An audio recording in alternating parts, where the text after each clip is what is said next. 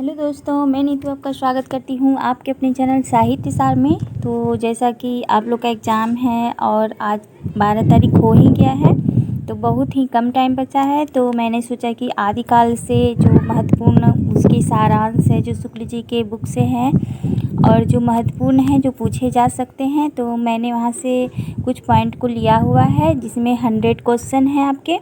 और मैं पूरी उम्मीद से ये वीडियो लेकर आई हूँ कि यहाँ से क्वेश्चन पूछी ही जाएगी, तो आप इसे ज़रूर से देखें, ठीक है। और ये बहुत ही महत्वपूर्ण ये क्वेश्चन मैंने लिया है क्योंकि ये शुक्ल जी के बुक से है सारे और बहुत ही इम्पोर्टेंट हैं, तो इनको नहीं भुलाया जा सकता है, इनको नहीं छोड़ा जा सकता है। और यहाँ से क्वेश्चन पूछी गई है। अगर आप प्रीवियस ईयर क्वेश्चन देखते हैं तो यहीं से क्वेश्चन आता है और अभी भी आ सकता है और आएगा ही, तो इसे ज़रूर से देखें, ठीक है। और मेरे चैनल को ज़रूर से सब्सक्राइब कर लें ताकि मेरा हर वीडियो आप तक पहुंचे और आपका लाभ हो सके इससे। तो ठीक है, सीधे मैं चलती हूँ क्वेश्चन की ओर। तो देख लेते हैं। ये जो मैंने जितना भी ली ये शुक्ल जी के बुक से ही है और मैंने जो पढ़ा था, मैंने जो नोट्स बनाया था, मैं वहीं से ये सारे लेकर आई हूँ जो काफ़ी इम्पोर्टेंट महत्वपूर्ण है और आपको भी इससे लाभ मिल सकती है। तो आप इसे ज़रूर देखें और नीचे कमेंट में ज़रूर से कमेंट करें कि आपको ये वीडियो कैसी लग रही है, ठीक है। तो चलिए बिना विलम्ब किए बढ़ते हैं। तो पहला क्वेश्चन है, आचार्य शुक्ल ने आदिकाल में देश भाषा काव्य में कितनी पुस्तकों की संख्या मानी है? तो 8 मानी है शुक्ल जी ने आदिकाल में देश भाषा की, जिसमें टोटल कितनी है? तो 12 है, जिसमें से 8 देश भाषा है, ठीक है। दूसरा क्वेश्चन है, जनता के चित्तवृत्ति का संचित प्रतिबिंब ही साहित्य है, यह कथन किसकी है या किसने माना हुआ है? तो शुक्ल जी का ये कथन है और बहुत ही इम्पोर्टेंट और कई बार ही एग्जाम में पूछी जा चुकी है। अगला क्वेश्चन की तरफ बढ़ते हैं। भाषा सर्वेक्षण के रचयिता हैं जॉर्ज ग्रियर्सन। पृथ्वीराज रासो कितने प्रकार के छंदों में लिखी गई है? तो ये 68 है, ठीक है। उपदेश रसायन रास के रचयिता जो हैं वो कौन है? तो जिनदत्त सूरी हैं। ये जो है ना, ये क्वेश्चन आपका कोडिंग में पूछी जाती है, मिलान में भी पूछी जाती है, तो आप इन्हें ध्यान में रखें। अगले की तरफ बढ़ते हैं। पृथ्वीराज रासो काव्य किस कोटि का है? तो ये वीरगाथात्मक काव्य माना जाता है। महाकाव्य पृथ्वीराज जो है वो महाकाव्य है और ये वीरगाथा से भरपूर है, ठीक है। अगला क्वेश्चन देख लेते हैं। हिंदी साहित्य का आलोचनात्मक इतिहास ग्रंथ के लेखक हैं जो कि हैं राम कुमार वर्मा जी। इतिहास लेखन की सबसे विकसित पद्धति कौन सी है? विधेयवादी पद्धति किसने लिखी है? तो शुक्ल जी ने लिखी है, इसीलिए इनकी जो पुस्तक जो है वो बहुत ही महत्वपूर्ण है और सही मायने में हिंदी साहित्य के इतिहास को अगर सही मायने में देखा जाए तो वो शुक्ल जी का बुक ही ठहरता है, जो 1929 ईस्वी में मानी या उन्होंने लिखी है। तो आपको ये याद होनी चाहिए कि विधेयवादी पद्धति शुक्ल जी ने अपनाई थी, ठीक है। अगला देख लेते हैं। विद्यापति ने कृतिलता को किस संवाद रूप में लिखा है? तो भृंग भृंगी, ये क्वेश्चन पूछी जा चुकी है, ठीक है। अगला देख लेते हैं। राठौरा ख्यात के रचयिता जो है वो कौन है? तो दयाल दास हैं। नाथों में रसायनी कौन थे? तो नागार्जुन थे। अगला देख लेते हैं। कविराज श्यामल दास तथा काशी प्रसाद जायसवाल ने रासों की उत्पत्ति किससे मानी है? तो रहस्य से मानी है। तो ये आप याद रख सकते हैं क्योंकि यहाँ से क्वेश्चन पिछली बार भी पूछी गई थी और इस बार भी काफ़ी उम्मीद है कि क्वेश्चन को पूछा ही जाएगा। सिर्फ उसका पैटर्न बदला है, क्वेश्चन वहीं से उसके आसपास से ही प्रीवियस ईयर जो क्वेश्चन है उसी के आसपास से क्वेश्चन बनते हैं, ये आपको याद होनी चाहिए, ठीक है। अगले की तरफ बढ़ते हैं। आध्यात्मिक रंग के चश्मे आजकल बहुत सस्ते हो गए हैं, उन्हें चढ़ाकर कुछ लोगों ने गीत गोविंद के पदों को आध्यात्मिक संकेत बताया है, वैसे ही विद्यापति के पदों को भी। यह पंक्ति किसने कही है, किसके लिए कही है? तो ये बहुत ही इम्पोर्टेंट है, इसको इम्पोर्टेंट कह लीजिए। क्योंकि ये बहुत बार ही पूछी गई है और रिपीटेड क्वेश्चन ये हर बार पूछी जाती है किसी ना किसी शिफ्ट में। तो ये आचार्य शुक्ल जी का कथन है विद्यापति के लिए। ठीक है, अगला देख लेते हैं। काफिर बोध, पंच अग्नि, दया बोध, अष्टचक्र व ग्रंथ किसकी है? तो ये गोरखनाथ की है, जो नाथ संप्रदाय के संपादक रह चुके हैं। अगला क्वेश्चन है कैमास वध किस रचना का खंड है? तो ये इम्पोर्टेंट क्वेश्चन है और ये पृथ्वीराज रासो का ही एक खंड है, कैमास वध। ठीक है, उक्ति व्यक्ति प्रकरण के रचयिता हैं तो कौन है? तो दामोदर शर्मा है और ये 12वीं शती का है। ठीक है, आपको याद होना चाहिए कब की है, तो 12वीं शती की दामोदर शर्मा जी का।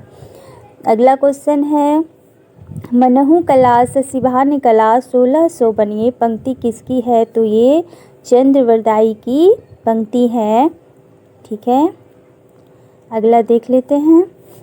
18 नंबर का क्वेश्चन है राउल वेल श्रृंगार परक चंपू काव्य के रचयिता कौन है? तो आपका यहाँ 2 क्वेश्चन बन रहा है, कौन सा? तो राउल वेल जो है वो क्या है? तो श्रृंगार परक काव्य है, चंपू काव्य है। ये पूछ सकता है कि राउल वेल जो क्या है, कैसा पद है? तो ये श्रृंगार परक चंपू काव्य है और इसके रचयिता कौन है? तो रोरा कवि। और ये कब की रचना है? तो 10वीं की है, 10वीं शती की है। ठीक है, अगला क्वेश्चन अपभ्रंश भाषा के प्रथम कवि कौन माना जाता है? तो ये जो है वो शंभु माने जाते हैं, स्वयंभू, जो जिनकी समय मानी जाती है 8वीं शती। ठीक है, अगला क्वेश्चन है स्वयंभू को अभिमान मेरु कहा करते थे कौन? स्वयं को अभिमान मेरु किसने कहा है? तो ये तो विश्व प्रचलित है कि पुष्पदंत जो थे वो खुद को ही स्वाभिमान या अभिमान मेरु के नाम से संपादित करते हैं। तो अगला क्वेश्चन है आदिकाल को संधि काल एवं चारण काल किसने कहा है? तो ये जो है वो रामकुमार वर्मा जी ने कहा है, आदिकाल को संधि एवं चारण काल कहा है। अगला क्वेश्चन बौद्ध सिद्धों के पदों को दोहों को बौद्धगान और दोहा नाम से बांग्ला भाषा में प्रकाशित किया किसने किया? तो पंडित हरप्रसाद शास्त्री जी ने। ठीक है, और ये जितने भी हैं ना ये सारे शुक्ल जी के बुक में आपको मिल जाते हैं, क्योंकि ये बहुत ही महत्वपूर्ण है। ठीक है, और क्वेश्चन यहीं से बनते हैं। अगला देख लेते हैं किरान उश शादेन रचना है अमीर खुसरो की। ठीक है, किसकी है? तो अमीर खुसरो की है। अगला पुरुष परीक्षा किसी संस्कृत में रचित रचना किसकी है? तो पुरुष परीक्षा ये पूछी गई है, प्रीवियस ईयर क्वेश्चन आप देखते हैं तो आपको पता चल ही जाती है। तो ये विद्यापति की ही रचना है पुरुष परीक्षा। रिठनेमी चर्यू के रचयिता कौन है? तो स्वयंभू हैं। ठीक है, कीर्तिलता की भाषा अवहट है। कीर्तिलता और कीर्ति पताका ये किसकी है? तो विद्यापति की हैं और इसकी जो भाषा है वो अवहट है, ये आपको याद होनी चाहिए। ये दोनों रचना डिफरेंट है इनकी और दोनों की भाषा भी आपको याद होनी चाहिए। ठीक है, भू परिक्रमा जो है ये भी विद्यापति की ही है। जय मयंक जस चंद्रिका के रचयिता कौन है? तो मधुकर कवि हैं। और याश्रय काव्य की रचना किसने की है? तो हेमचंद्र ने। कुमारपाल प्रतिबोध गद्य पद में प्राकृत काव्य किसने लिखा है? तो यहाँ देखिए एक तो 2 इसका आंसर और क्वेश्चन मिल गया आपको कि कुमारपाल प्रतिबोध जो रचना है वो किसकी है? तो सोमपर्व सूरी की है। और ये कैसी रचना है? तो गद्य पद में प्राकृत काव्य में लिखी गई है। ठीक है, तो आप इस तरह इसको देख लीजिएगा। अगला देख लेते हैं गोरखनाथ में किसके योग का सहारा लेकर हठ योग का प्रवर्तन किया था? तो पतंजलि। ठीक है, अगला देख लेते हैं रत्नाकर चोपम कथा किस संप्रदाय का मानक ग्रंथ है? तो सिद्धों का है रत्नाकर चोपम कथा। ठीक है, जिमी लोन विलेजई पानी एहि तिमिधरनी लयचित यह कथन है कन्हप्पा की और ये पूछी गई है। ठीक है, अगला देख लेते हैं, ये भी पूछी गई है गंगा जमुना माझे बही रे नाई, ये उक्ति डोम्भिपा की है। कावा तरवर पंच विडाल उगती है लुई पाकी। सिद्धों में सबसे पुराने माने जाते हैं तो शरपा माने जाते हैं, जिन्हें शरपाद भी कहा जाता है। और जिनका टाइम है टाइम पीरियड कितनी है तो 769 है इनका टाइम पीरियड, ठीक है। और अगला देख लेते हैं, अपभ्रंश नाम सबसे पहले किस शिलालेख में मिलता है तो वल्लभी के राजा धारसेन द्वितीय के शिलालेख में। और ये क्वेश्चन भी आ चुकी है। और जितने भी क्वेश्चन ये सारांश रूप में मैंने लिया है आदिकाल से, जितने भी शुक्ल जी के द्वारा लिखी गई है, ठीक है। तो ये काफ़ी इम्पोर्टेंट है आपके लिए। अगले की तरफ बढ़ते हैं।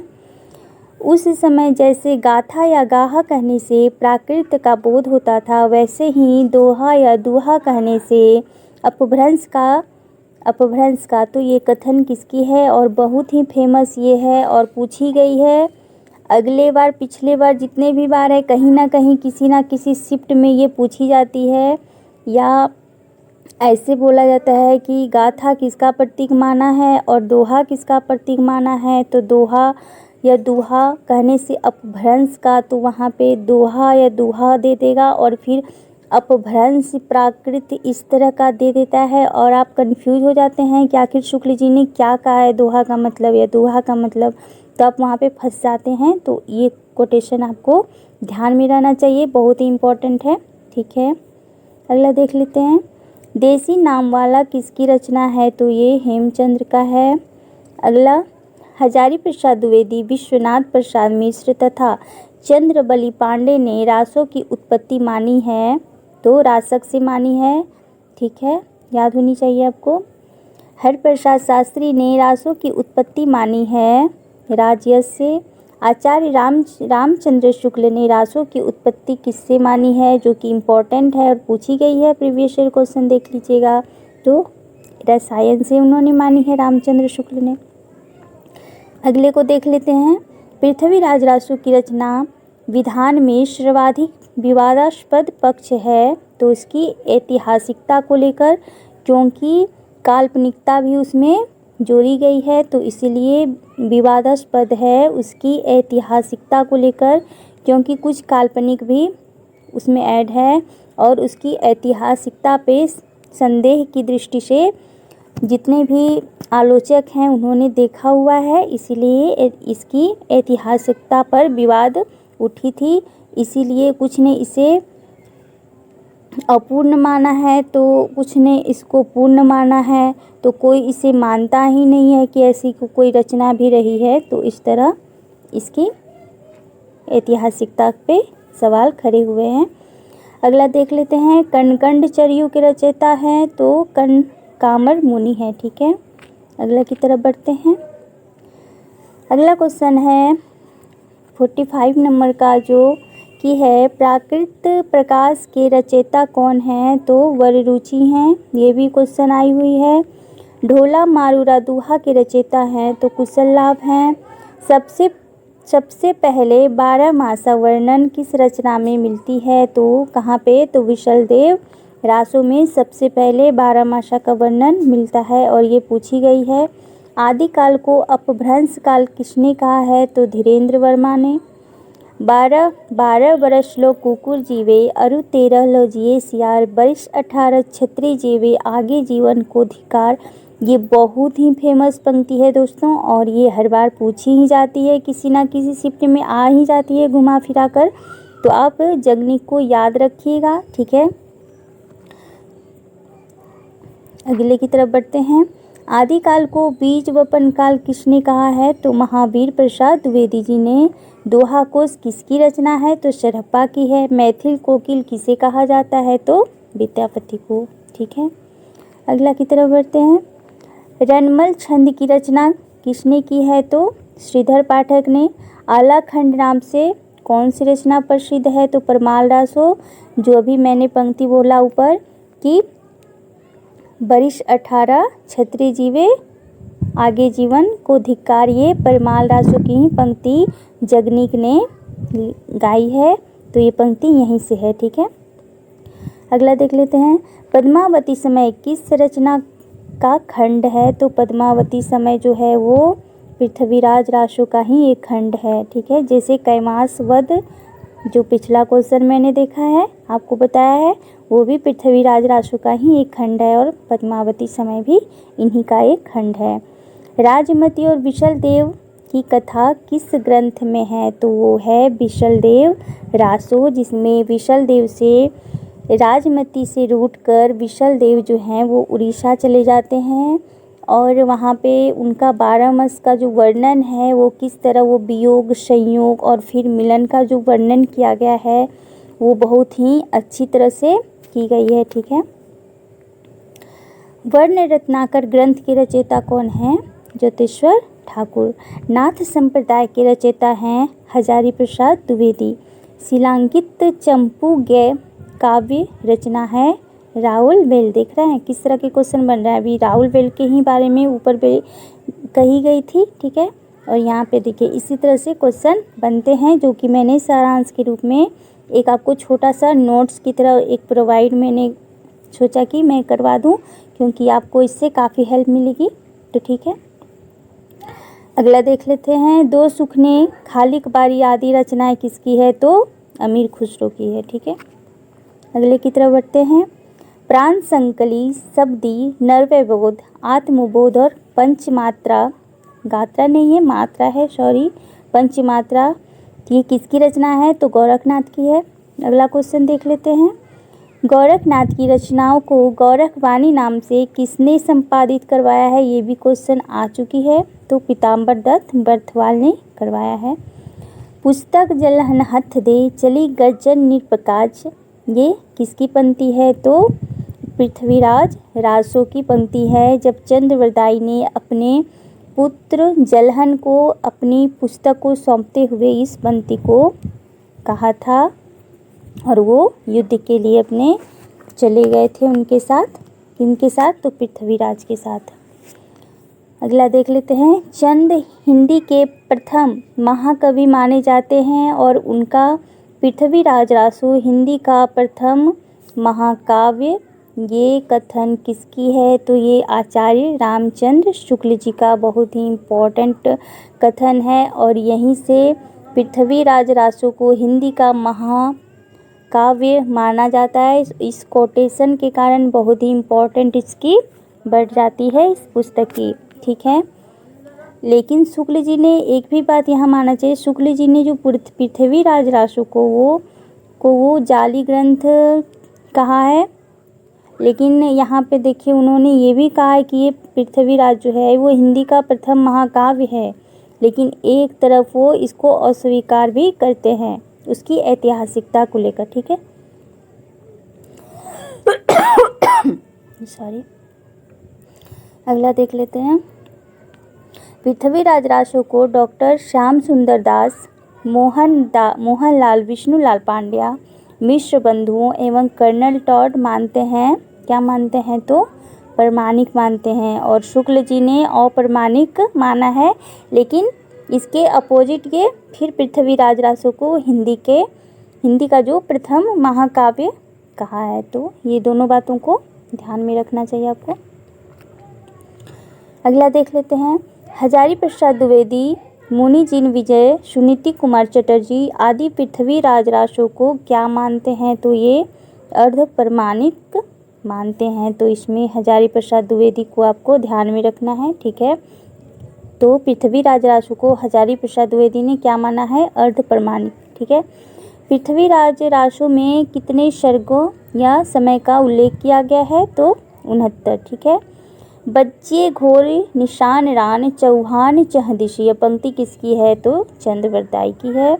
संदेश रासक किस प्रकार का काव्य है, तो ये खंड काव्य है। पृथ्वीराज रासो को किसने पूरा किया था, तो जलहन ने।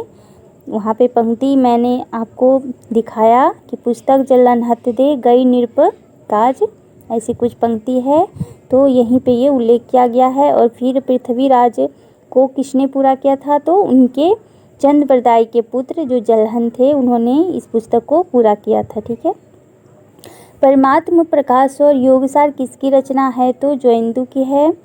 बाहु दोहा के रचयिता कौन है? तो मुनि राम सिंह हैं। शरपाद, सरोज वज्र, राहुल भद्र आदि नामों से कौन जाने जाते हैं? तो शरपा जाने जाते हैं। ठीक है, अगला देख लेते हैं। अक्षर द्विपदोष, डोम्बी गीतिका या योगचर्या किसकी रचना है? तो ये है डोम्बिपा की। इसमें योगचर्या जो है ये सॉरी काफ़ी फेमस इनकी रचना है। श्रावकाचार्य व दव्य शाहोपयास, लघुनय चक्र और दर्शन सार ग्रंथ किसके हैं? तो ये देवसेन के हैं। भारतेश्वर बाहुबली रास खंड काव्य ग्रंथ किसने लिखा है? तो शालिभद्र सूरि ने लिखी है। स्थूलीभद्र रास किसकी रचना है? तो ये जिनधर्म सूरि की है। रेवंतगिरि रास विजय सेन सूरि की है। नेमिनाथ रास नामक ग्रंथ की 58 छंदों में रचना किसने की है? तो इसमें कितनी छंद हैं? तो 58 छंद, और ये सुमति गणिका है। तो ये जितने भी हैं क्वेश्चन यहाँ से मिलान वाले बनते हैं, तो आप इन्हें याद रखिएगा, इनकी रचना और रचनाकारों को। ठीक है, नाथ संप्रदाय को अवधूत संप्रदाय, योग संप्रदाय किसने कहा है? तो ये हजारी प्रसाद द्विवेदी जी ने कहा है। अगला देख लेते हैं। डॉक्टर हजारी प्रसाद द्विवेदी द्वारा किस रचना में हिंदी साहित्य को अखिल भारतीय साहित्य से संबद्ध करने का प्रयास हुआ है या उन्होंने किया है? तो हिंदी साहित्य की भूमिका में उन्होंने कहा है, और इसका जो समय माना जाता है वो 1940 ईस्वी माना जाता है। ठीक है, इनकी काफ़ी फेमस ये बुक है, तो आपको याद रहनी चाहिए। अगला देख लेते हैं। आधुनिक हिंदी साहित्य का विकास किसके द्वारा लिखित है?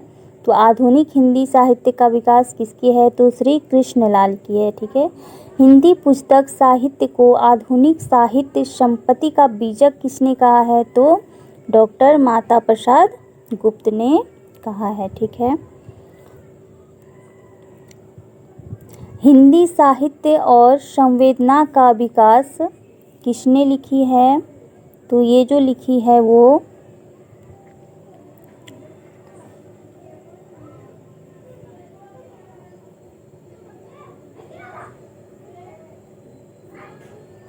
ये रामस्वरूप चतुर्वेदी का लिखा गया बुक है, और काफ़ी फेमस है, और यहाँ से भी क्वेश्चन बनता ही है, तो आपको ध्यान होना चाहिए। हिंदी साहित्य का संवेदनात्मक विकास, रामस्वरूप चतुर्वेदी।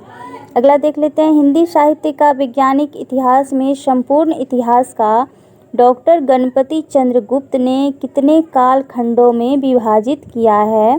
तो आदिकाल, गद्यकाल और आधुनिक काल। तो आपको पहले ये याद होना चाहिए कि हिंदी साहित्य का वैज्ञानिक इतिहास पुस्तक किसने लिखी है? तो वो हैं गणपति चंद्र गुप्त, और कितने कालखंडों में विभाजित उन्होंने इस पुस्तक को किया है? तो आदिकाल, मध्यकाल और आधुनिक काल। ठीक है, अगले की तरफ बढ़ते हैं। हिंदी साहित्य का सर्वाधिक व्यवस्थित और प्रथम इतिहास किसकी है? तो मैंने इस पर चर्चा कर चुका है पहले भी, तो ये शुक्ल जी का बुक है जो 1929 में लिखी गई है। ठीक है, अपभ्रंश साहित्य को हिंदी साहित्य से अलग मानकर उसे पूर्व पीठिका के रूप में किसने प्रस्तुत किया है? तो ये भी शुक्ल जी ने ही किया है। आचार्य रामचंद्र शुक्ल ने काल विभाजन का प्रधान आधार क्या माना है? तो जनता के चित्तवृत्ति के परिवर्तन को, कि जनता का जो चित्त है, उसकी जो मनोवृत्ति है वो किस तरह परिवर्तित होता है, तो उसके आधार पे उन्होंने काल विभाजन को आधार माना था। ठीक है, अगला देख लेते हैं। शुक्लकृत हिंदी साहित्य का इतिहास में आदि काल का नाम जो सर्वाधिक विवादास्पद रहा है वो कौन सा था? तो वीरगाथा काल था। ठीक है, हिंदी के मुसलमान कवि नामक पुस्तक के लेखक हैं गंगा प्रसाद सिंह। हिंदी के मुसलमान कवि, ये पुस्तक किसने लिखी है? तो गंगा प्रसाद सिंह ने। ठीक है, अगला देख लेते हैं। हिंदी साहित्य का कौन सा इतिहास ग्रंथ एक पुस्तक के रूप में सबसे बड़ा है? हिंदी साहित्य का इतिहास तो रमाशंकर शुक्ल रसाल का है। ठीक है, राजस्थानी साहित्य की रूपरेखा के लेखक हैं मोतीलाल मेनारिया। हिंदी साहित्य इतिहास में दोहरे नामकरण की प्रवृत्ति का आरंभ किसने किया था? तो शुक्ल जी ने किया था। और शुक्ल जी ने जैसे ही वीरगाथा काल कहा वैसे ही अनेक आलोचक सामने उभर कर आए और उन्होंने तरह तरह का नामकरण भी अपना कर दिया। किसी ने चारण काल, बीज वपन काल, किसी ने बीज वपन काल, किसी ने आदिकाल, जो आदिकाल तो हजारी प्रसाद द्विवेदी जी ने ही किया है। तो इस तरह जैसे ही शुक्ल जी ने वीरगाथात्मक काल कहा आदिकाल को, वैसे ही अनेक आलोचक सामने आए और उन्होंने अपने अपने वहाँ पे विचार को रखा और नामकरण की शुरुआत की। ठीक है, तो यहाँ से भी क्वेश्चन काफ़ी देखने को मिल रहे हैं और मिलते ही रहे हैं आगे से, पहले से ही प्रीवियस ईयर क्वेश्चन को देखते हैं अगर तो अगला क्वेश्चन की तरफ बढ़ते हैं।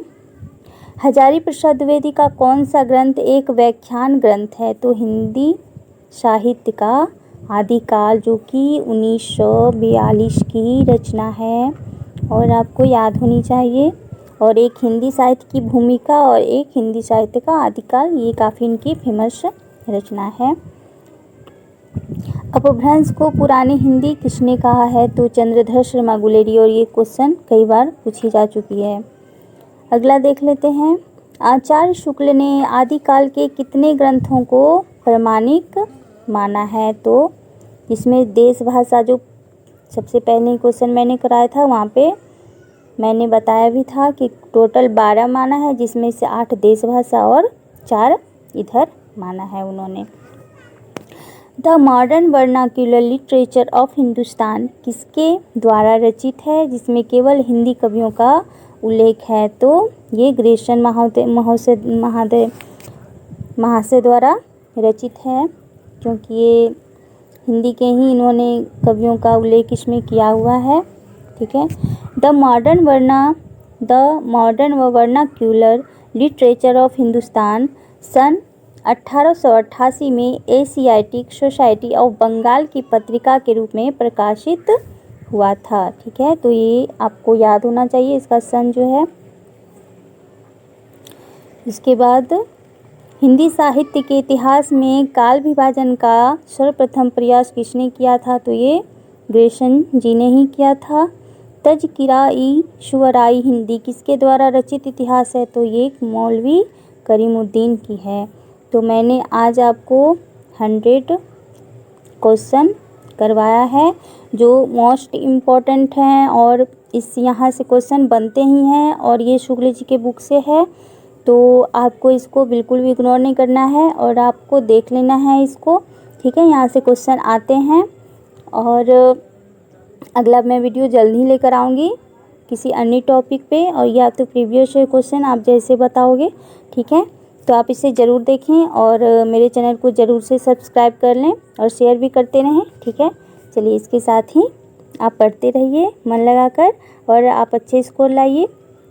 चलिए, थैंक यू सो मच।